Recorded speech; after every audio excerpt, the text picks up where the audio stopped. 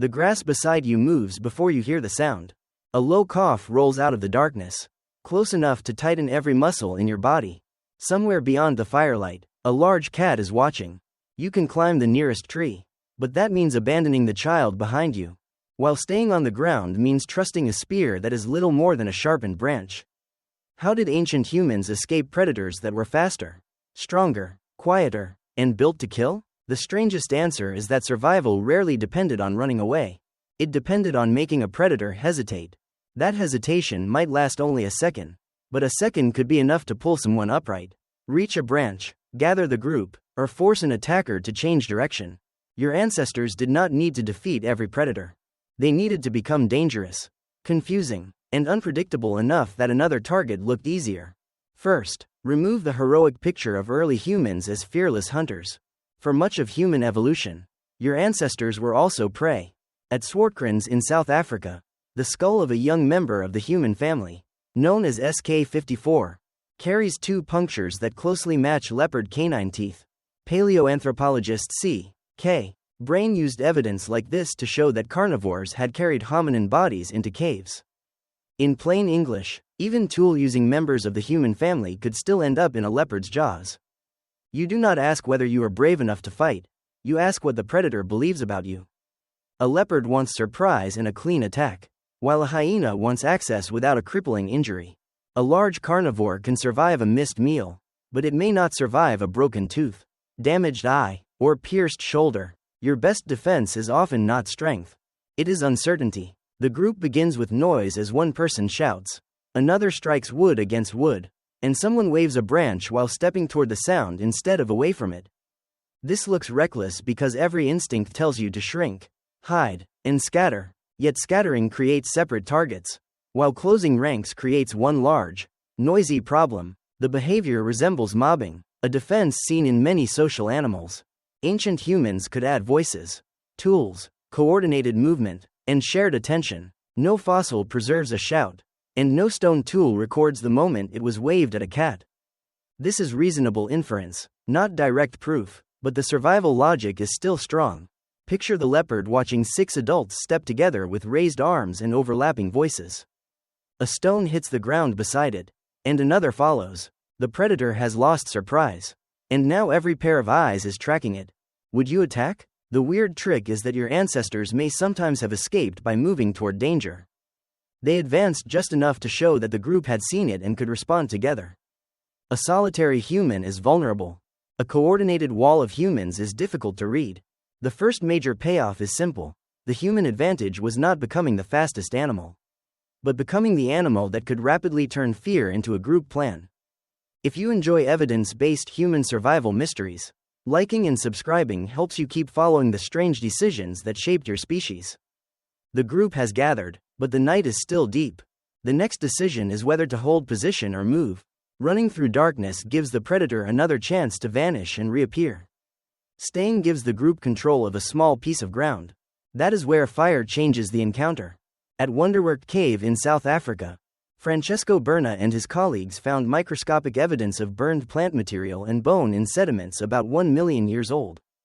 The material had burned inside the cave rather than arriving from an outside wildfire. This does not prove that fire was always used as a predator barrier. It does show that early humans were bringing fire into living space remarkably far back in time. Fire reveals eyes near camp, lets people watch several directions without sitting in total darkness, and allows a group to defend a place instead of fleeing through unknown terrain. The flame does not need to terrify every predator. It only needs to make the attack harder. The strangest version of this defense may have been portable fire. A burning branch spits sparks, smokes into your face, and dies quickly in wind. It can still extend the boundary of the camp. One person carries flame toward the grass while others stand behind with stones and spears. Would this always work? Hungry lions, hyenas, and leopards can approach fires, especially after learning that food is nearby. Fire was not a magical shield, and treating it like one could be fatal. Its value came from combining it with alert people, weapons, and a defensible position. Then the wind pushes smoke sideways. The flame shrinks, something circles beyond the light, and the child begins to cry. What do you do next? You place the least mobile people in the center while adults face outward. Stones are collected before the predator appears again. Because ammunition is useless when scattered 10 steps away. A pile of fist-sized rocks turns empty hands into repeated threats. Neil Roach and his colleagues studied the mechanics of high-speed human throwing. They found that the human shoulder can store elastic energy and release it like a catapult. The anatomical features that make this possible appear together in Homo erectus, an early human species, roughly 2 million years ago. The researchers connected this ability mainly to hunting. Yet the same ability has an obvious defensive value. A stone does not need to kill a leopard to save you. It can strike the face, ribs, paws, or ground, breaking the smooth rhythm of a charge. Even a miss announces that danger can cross open space. Your ancestors did not always create distance by running. They created distance by throwing danger outward. A predator several body lengths away could no longer assume it was safe. The space between human and carnivore had become weaponized. The next scene begins in daylight. A small group crosses open ground carrying food. Tall grass blocks the view, and a hyena appears behind them. One adult could drop the meat and sprint. That might save time, but it could also teach the hyena that approaching humans produces food. The food moves to the center. 2 people raise spears while others pick up stones. The hyena stops, not because it fears humans as a species, but because this specific meal has become expensive. Can you make the predator pay more than the food is worth? Sometimes the answer was to surrender the food, and that was not failure. A carcass could be replaced, while a damaged leg could not. The difficult skill was knowing when intimidation worked and when it only delayed an attack.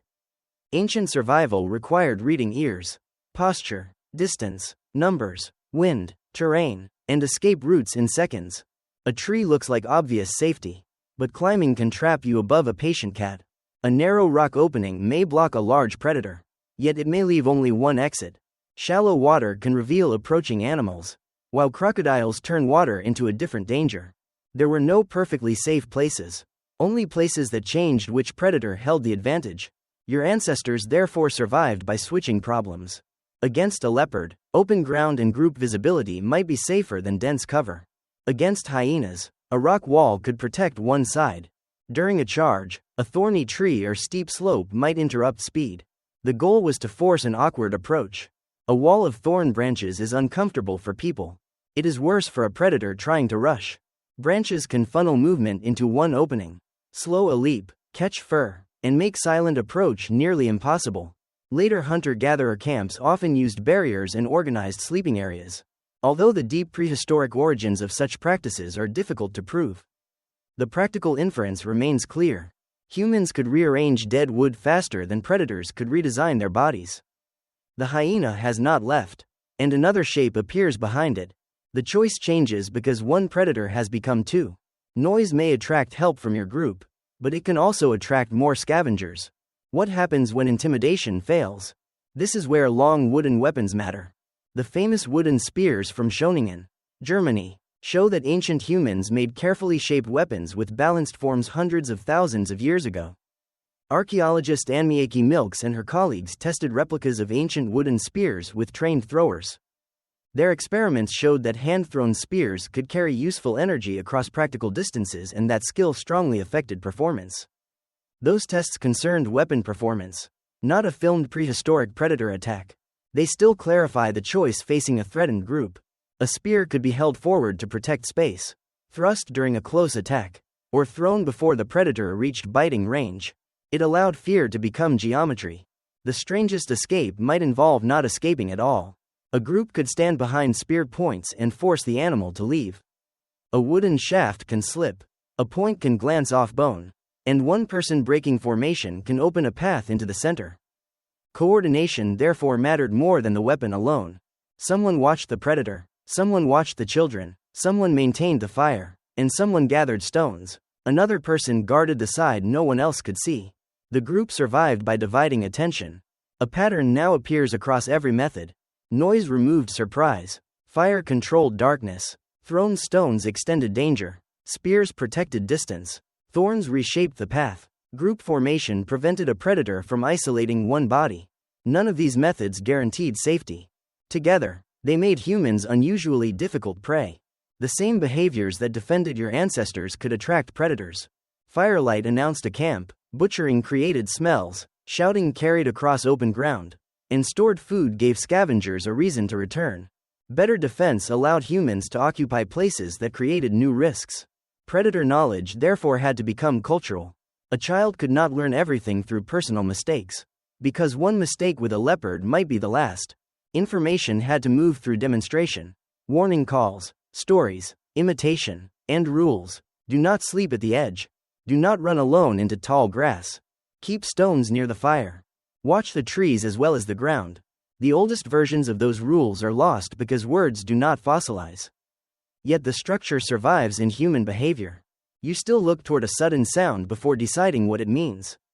You feel safer when several people face the same threat. You raise your arms to appear larger. You reach for an object when your hands feel too small. Modern fear often feels private, but its ancient solution was usually shared. Your nervous system prepares you to flee, freeze, shout, or fight. Culture adds a fifth response: coordinate. That response can turn several frightened individuals into one organized presence. Predators had to judge the group, not only the weakest person. The night at the fire is almost over. The leopard remains outside the light, but it has stopped approaching. Smoke drifts low across the grass. Stones sit ready beside each adult, and the child is silent in the center. No one has outrun anything.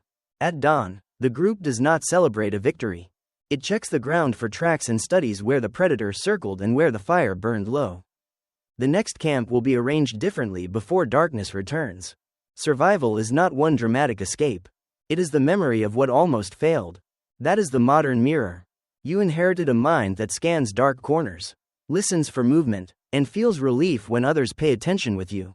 The threat today may be a deadline, an unfamiliar street, or a sound outside your home.